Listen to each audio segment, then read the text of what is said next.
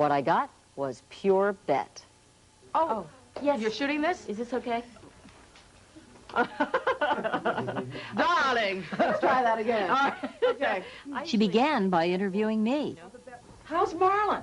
He had the hots for you, Connie. I don't know. That was like we took a poll and that was what we decided. Oh, he's got the hots for her. Then we played musical chairs. He's going to be over there. Took some pictures. Is that what you said? Now it's got to Really? be. How old are you now? Actually, I think we're the same age. I'm 43. Right? And finally, we settled in. I'm 44 now, and so I hope to keep going. But you don't know what whether the people are going to stick with you. Sometimes they want to see a younger face. So sometimes they want to see a younger face. How about all the time? So you don't know how you're going to fare. But it's okay. I can always do live shows, and I look fabulous under spotlights. If the movie-going public is any indication of how Bette Midler is faring, she can relax. It was just 4 years ago that her career was at a standstill. So when she first signed with Disney Studios, she put herself in their hands and began making movies they wanted her to make. She walked away with the first film, Down and Out in Beverly Hills. That success was followed by 3 more comedy blockbusters. Every guy I have ever slept with, and we are way into double digits here, has come back for more. Every single Comedy one. comes naturally to you. Yeah, I really enjoy it. I really, really enjoy it. The successful collaboration with Disney has led to an unprecedented partnership. Midler formed her own production company and is developing and producing projects on a first-look basis for the studio. Her last film, Beaches, was produced by her company for Disney. Although it was panned by most critics, it was a commercial success. And now, with 5 Midler hits in a row that have grossed more than $300 million, Bette Midler is the queen of the Disney lot. I came here. They treat me like a friend and not like just a side of beef. And so if I have a problem, they listen to me. They've been very fair to me. But don't you think it's because you've made $300 million for them? That much? I'll kill him. Yeah, you're probably right. When push actually comes to shove, that's probably true. But in my optimistic way, I try to think that it's more than that they really like me. They really like me. Yeah, but you're probably... But I want to believe that they really like me.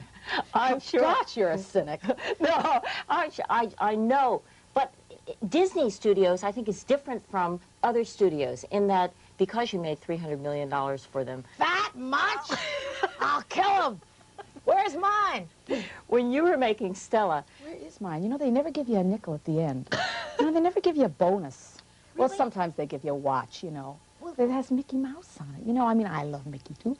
Well, Midler is about to add another Mickey Mouse watch to her collection. Her 6th film for Disney is Stella, which opened last night. It's the 3rd version of the classic film, Stella Dallas.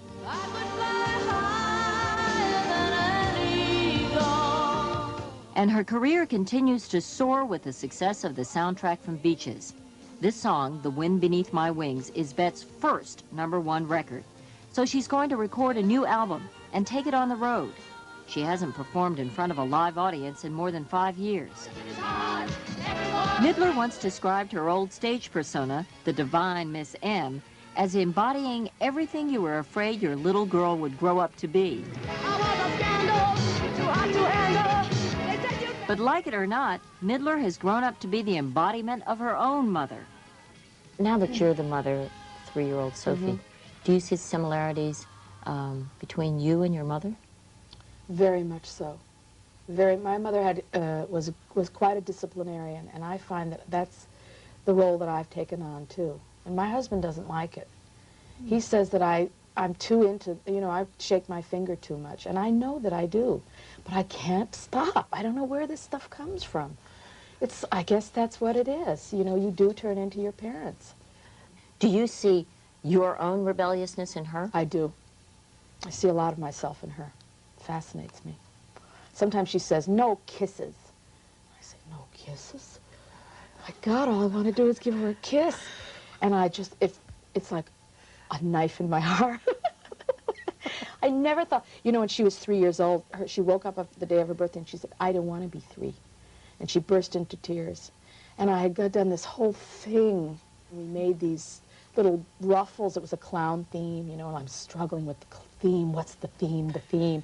And the people would go to meetings and I'm saying, your next project will be, and say, what's the theme, the theme? And so we finally hit on this clown theme, and we made these ruffles, like 10 ruffles, with the little, you know, ribbon and pom-poms and like fake rubber noses so they could all be clowns.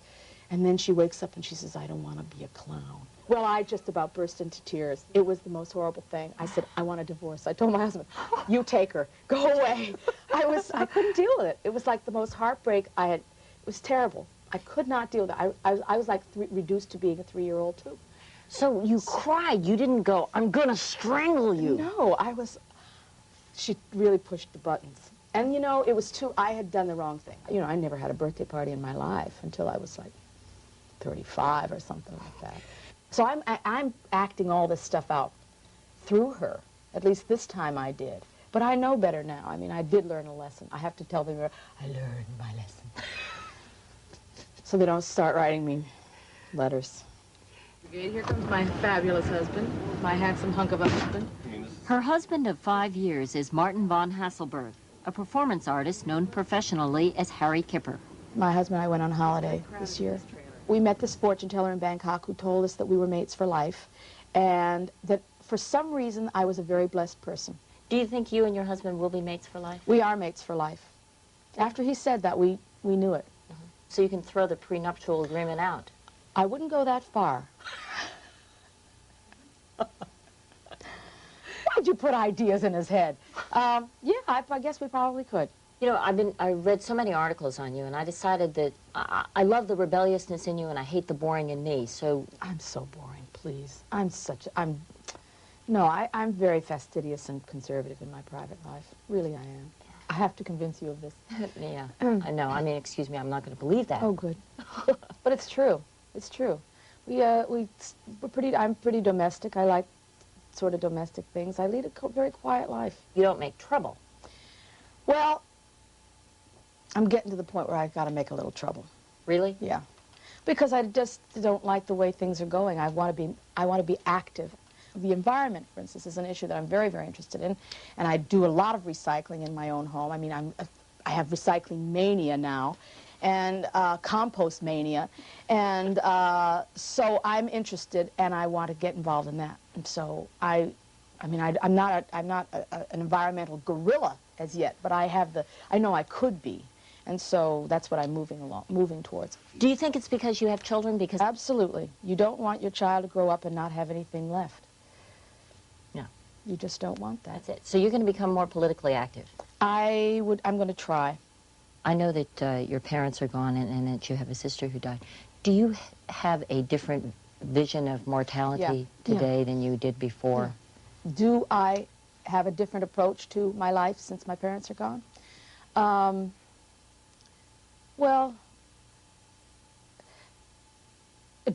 Well, I can't really say that I have, no. No, I can't really say that.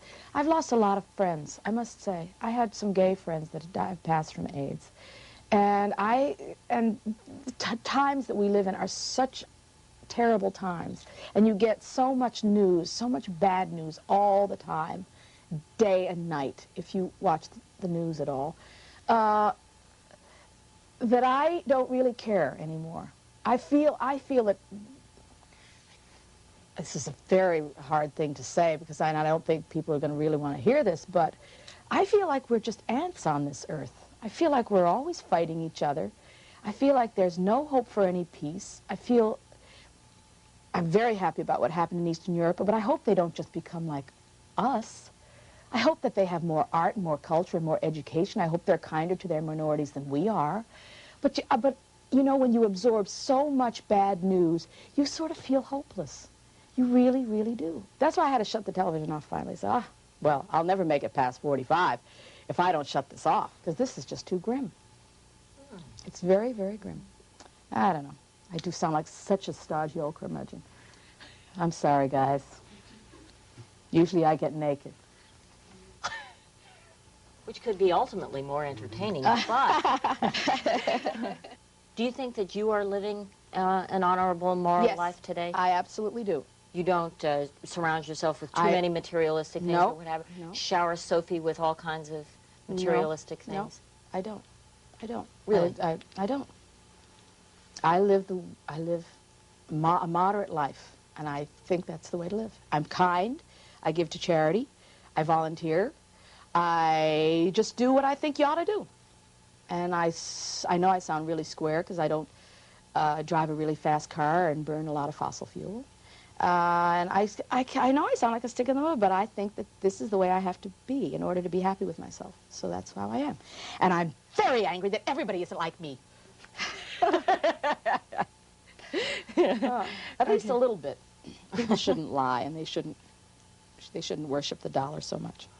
Do you feel guilty about what you have and that you can earn a lot of money? No, I feel very grateful. I work very hard, and I am supremely grateful, and I say thank you every day to my maker and my public. I do.